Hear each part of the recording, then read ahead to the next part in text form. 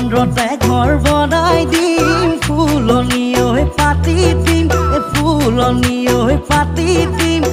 এটা ডাঙৰ বৰালি গোটেই গাঁৱত বিলাই দিম ৰঙা ফটকা ফুটাই দিম